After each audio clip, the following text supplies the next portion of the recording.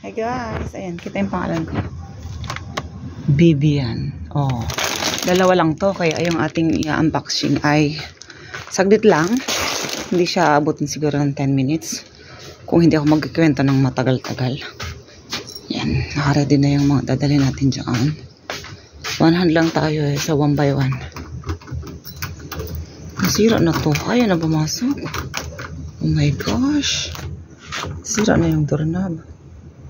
Parang ano siya.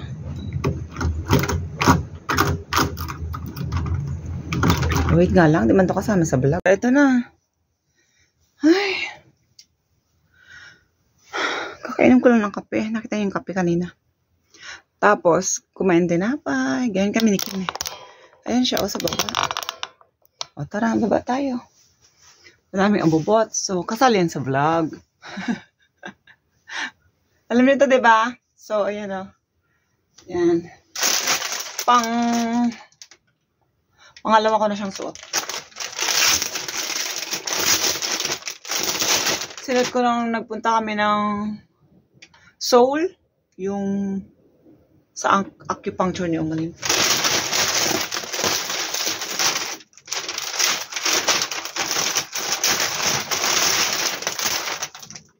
Alam niyo ba, yung pinagmainan ko nito. First time ako nagmain doon. Pero nakikita ko lang siya nagla-live. Ayan, may freebie tayo.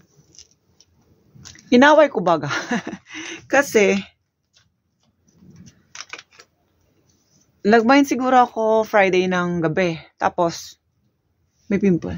Hindi, Thursday ng gabi. So, Friday, nagbayad na agad ako. So, nasign ko na din yung resibo. Alam, nilike lang yung resibo ko. Nag-heart lang siya.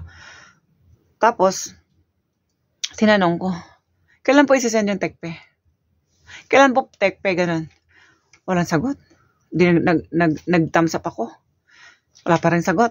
Tapos, how many hours nagtanong uli ako, kailan po tekpe?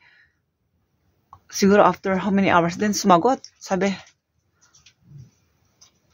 Ma'am, Monday, Tuesday po ang tekpe. Ganyan. Tapos sabi ko, ay kasi hindi ako sumasagot. Ganyan. Yun, nakipag-away. Basahin ko para hindi na ako mag-ano.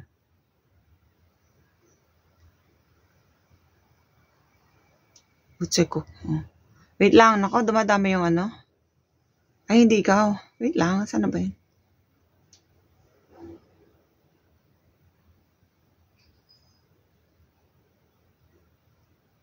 Eto. Babasahin ko Oh. Kailan po tekpe? Thumbs up. Kailan po tekpe? Thumbs up. Hi ma'am, Monday po ang tekpe. Tagal pala. Sabi ko palang ganun. Ma'am, meron po kaming schedule na pick up. Normally po, every Monday, Tuesday ang pick up ng tekpe. Korea Miners. Sabi ganun. Wala ka rin sinabi nung time na nagpasa ng resibo. Bayad. Walang pa sabi. Heart lang. Sa iba, nagsasabi agad. Kailan tekpe, lalo na sa baguhan. Tapos yan, sumagot ng pagkahaba-haba. Sabi, ma'am, sabay-sabay po kami nagko-confirm ng payment. Usually po Saturday and Sunday. Inaantay po kasi ni Ma'am Andy ang payment until Friday. After that, magsisend po ng list paid miners sa amin. Tsaka po namin i-acknowledge ang payment ng customers. During live po, naka-indicate po sa caption ni Ma'am Andy ang shipping date. Before start naman po ng live ni Ma'am Andy, mini-mention niya po ang shipping date. Nag-heart react po kami para po ma-notice ni miners na receive ang sin po namin and receipt ng payment. Salamat po. Sabing ganon. Di na-imbyer na ako. Sabi ko, lahat naman ng seller naka-indicate sa caption mga details. Kaming mga buyer, hindi lahat natingin. Ang sa akin lang, nagtanong ako, ngayon lang kayo sumagot. Inaway. Sabi, pasensya na po ma'am, late sa reply. Ayan. Ay kung una pala nagpasensya na siya, hindi ko na hinabaan yung ano. Hello ma'am, payment received po. Thank you for being responsible na. Talaga responsible ako kasi good payer ako Hindi ako nambubudol. Kasi ayoko ng ganun.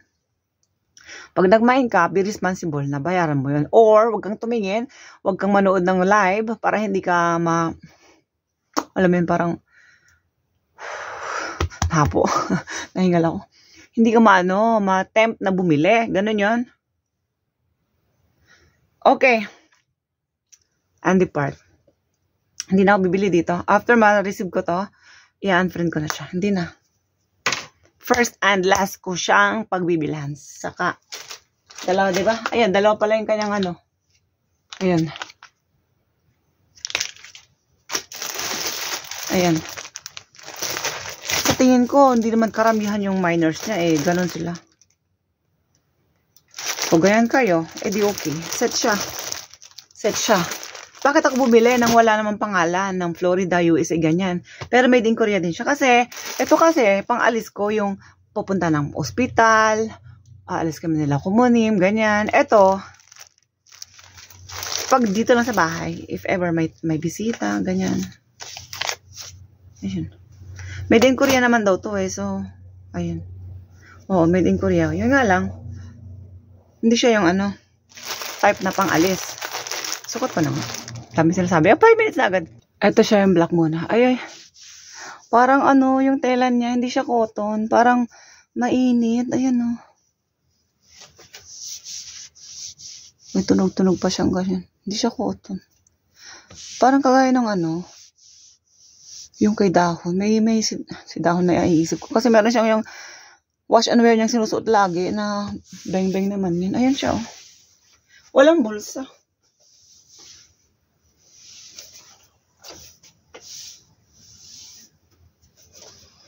Parang, hindi mo makate, pero, I don't know.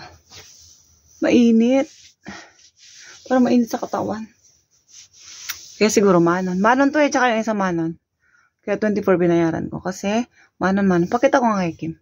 O, wag na tayo maghanap. Okay naman daw, sabi ni Kim.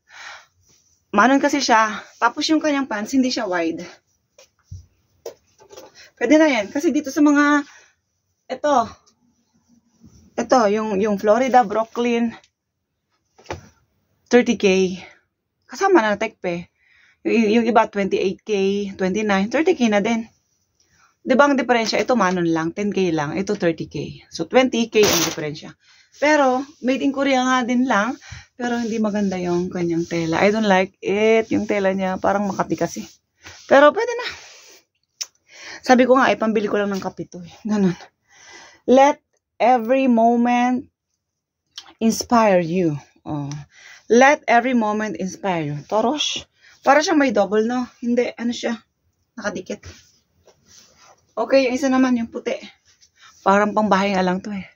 Pero pag black kasi, pwede man sigurong gamitin. Yung nga, pagbibili ng kape, pag-uutusan ka, bibili, punta kang palengke, ganyan. Yung puti, parang pambahay lang. Pakita ko. Ayan, bitin yung kanyang pants. Ayan, oh. May bulsa ito. Tapos malaki siya. Pag ganyan, hindi pantay. Pag ganyan, malaki. Oh, ganyan. Pambahay. May ganyan siya. May gray. Marami na kasi akong gray. Marami din akong puti. Pwede na, no? Pwede din. Ilabas natin ng isang one time. Ilabas natin ng ano, one time pag pupunta kami ng ano, ng hospital ulit sa Friday. Suot ko to or yung black pag-iisipan ko. Suot ko muna siya. Tapos pag nalabahan na, pwede na siya ditong pambahay. Gagawin ko na siyang pambahay. First time, kasi bago pa naman, ilalabas ko muna siya, suot ko siya sa labas. And then, the next time, papambahay ko na. Yun lang. Pakita ko ulit kay Kim. Tamo, ganun din yung reaction ni Kim. Para daw siyang ano, pantulog. So, hindi ko ito masusuot sa Friday. Yung black na lang yung susuot ko. Kasi tinanong ko siya, ano mas maganda? Pwede pa yun, no, pang alis. Oo, pwede pa yun. Sa Friday yun, isuot ko. Pero ito, wag daw. Sabi ko, pag bibili ng kape, napaganon siya. Chamot. Gumano siya. Ibig sabihin ng chamot is sleepwear. Chamot nga. Kasi manipis. Ang laki pala ang diferensya ng ano. Manon sa samanon. Malaki kasi imanon ang diferensya niya. Pero yung damit, tignan mo naman yung kanyang ano.